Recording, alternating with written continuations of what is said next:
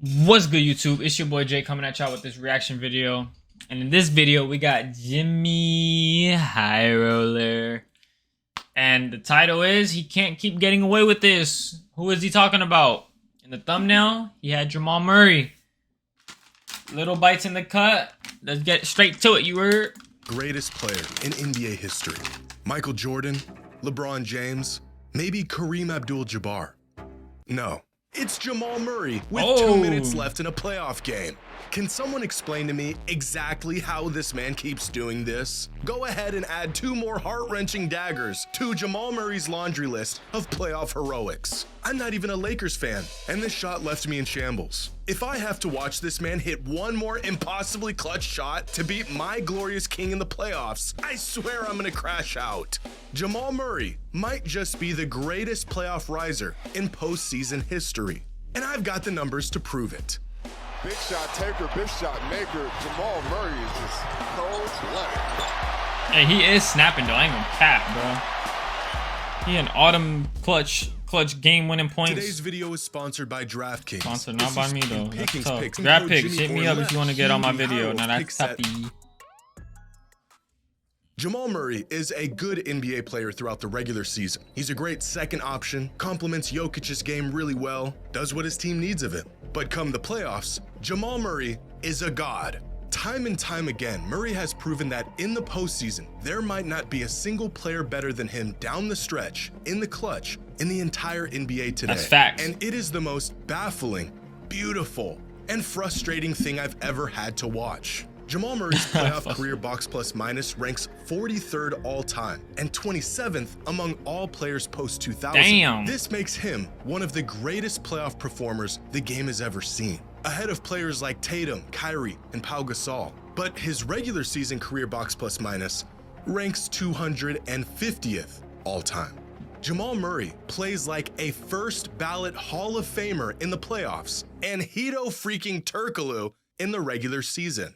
And that, my friends, is no exaggeration. According to Basketball Reference's box plus minus scale, Jamal Murray's career regular season BPM puts him at about the caliber of a decent starter to 6th man. Really? His career playoff BPM puts him in between an all-star and an all-NBA level talent. The man has never even logged a minute in an all-star game.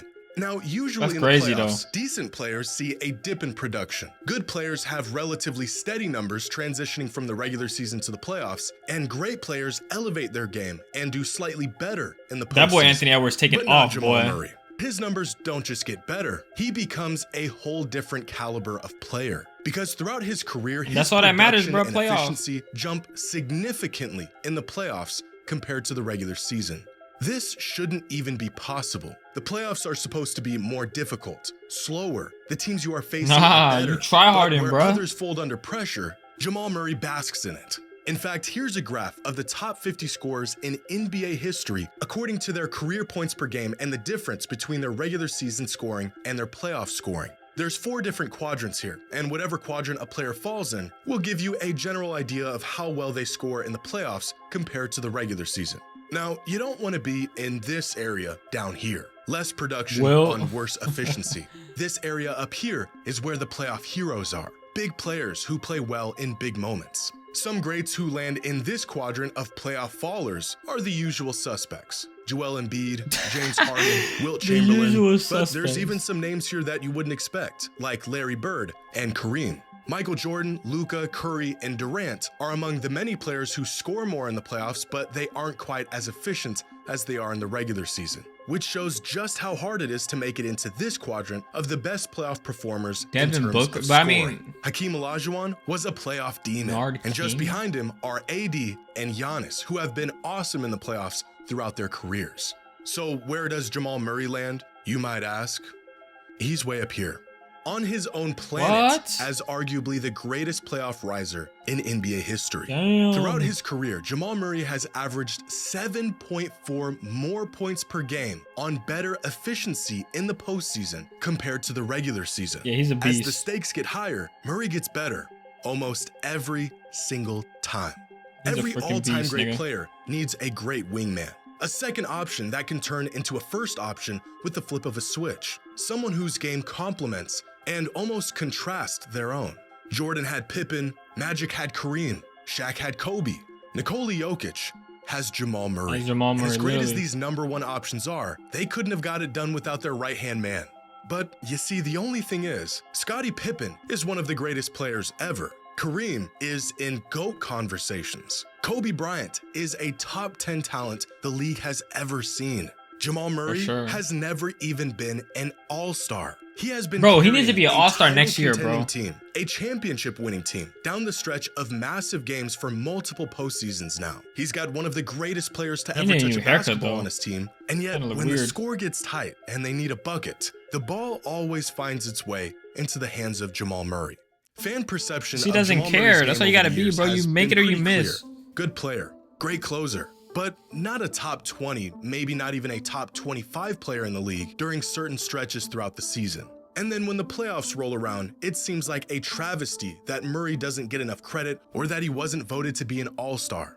But this perception is actually fair. Jamal Murray might not be one of these top players throughout the regular season. Murray has missed nearly half of all games over the last 5 seasons, which probably has more to do with his 0 all-star nods than anything else, but even a healthy Jamal Murray falls behind many guards in his own conference throughout an 82-game schedule. Now, Murray's game is not favored as far as advanced metrics go. When evaluating Murray in the regular season, these metrics have him ranked somewhere around the 30th to 35th best player in the league in 2024, the 65th to 70th best player in 2023, and in his last healthy season up until that point in 2020, where he fell somewhere between the 70th and 80th best player in the league, according to advanced metrics. But we know these numbers aren't a true reflection of Murray's game, because we've seen him in the playoffs, where his advanced metrics look like this, and his value skyrockets into a top 10 or top 12 player in the league throughout the postseason.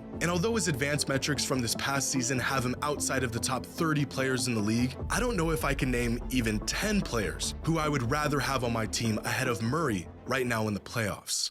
Here is a chart of the top 40 scorers in the regular season throughout the NBA since 2019 among players who have played at least 10 playoff games. Jamal Murray is down here in 38th place. A good scorer, but far from the best in the regular season. And now here are those same players and their scoring averages in the postseason over that same time span, where Jamal Murray jumps from the 38th highest scorer in the league to the 16th highest scorer in the playoffs. But let's take this even further, because here are the same players and how many points they score on average in the fourth quarter of playoff games, where Jamal Murray is ahead of every other player in the league over the last 6 seasons. Jamal Murray is not only the most elite fourth quarter scorer in the playoffs over the last half decade, he is nearly the most efficient fourth quarter scorer in the playoffs outside of big men. This is the kind of production you see from MVP caliber players, all-time greats at their peak, not a player who is the second option on his own team. Even after his historic run in last year's finals, Jamal Murray was floating around a top 20, top 30 player in the league this season. Some media outlets didn't even have him in their top 30, and it might be justified, because Jamal Murray is always good in the regular season, but it's not until the postseason where he becomes great. Of all the mainstream rankings this season, The Ringer had him about as high as you're gonna see, 18th. And their one-sentence description of him pretty much sums him up as a player. Cold-blooded champion who knows how to meet the moment. Now, Jamal Murray isn't the only player who has the ability to take his game to another level in the playoffs. Some players that come to mind when I think of playoff risers are Jimmy Butler, Kawhi Leonard, Luka Doncic. And so here's a chart of every single player that has logged at least 2,000 playoff minutes since the turn of the century. 107 players to be exact. And they're plotted on this graph based on 2 key metrics: the difference in their box plus minus from the regular season to the postseason on the y-axis, and the difference in their win shares per 48 from the regular season to the postseason on the x-axis. The further up a player is, the more productive he is in the postseason relative to the regular season. And the further right a player is, the more he is contributing to his team's wins in the postseason relative to the regular season. So similar to the scoring chart from earlier, Rajon Rondo is really good. Being down here is not so good. But keep in mind, Gary this Payne, isn't Kevin about how Love, well Tony a player Parker. plays in the playoffs. This is a visualization of who rises the most in the playoffs relative to how well they play in the regular season. Down here in the void, we have players like Gary Payton, Kevin Love, and surprisingly, Tony Parker, Right, that's who what I'm saw saying. dips in the playoffs Damian Lillard, throughout their Chris Paul, careers. Kevin Garnett, There's James Harden, Harden. about where you would expect. KD. As we approach a more neutral territory, we'll find players like Jimmy Butler, Vince Carter, Stephen Curry, Where is Kobe Michael Bryant. Jordan? As we creep our way towards the positive side of things, you'll find players like Tim Duncan, Anthony Davis, and Chauncey Billups. But all the way up here are the big game merchants, the players who really take their game to another level. Rajon in the Rondo with that playoffs. defense, Guys boy. like Kawhi Leonard, Derek Fisher, Giannis, Big Shot Bob, Draymond Green, an unexpected but delightful Reggie Jackson appearance. And of course, Playoff Rondo, who is one of the biggest playoff risers of the 21st century. He's Yup. got a fairly big lead on just about everyone else. But in terms of Except for production who? and playing winning basketball, no one comes even remotely close to Jamal Bro, Murray, all the way up who is there? possibly the greatest playoff riser in NBA history. What? Bro, he is out of there, bruh.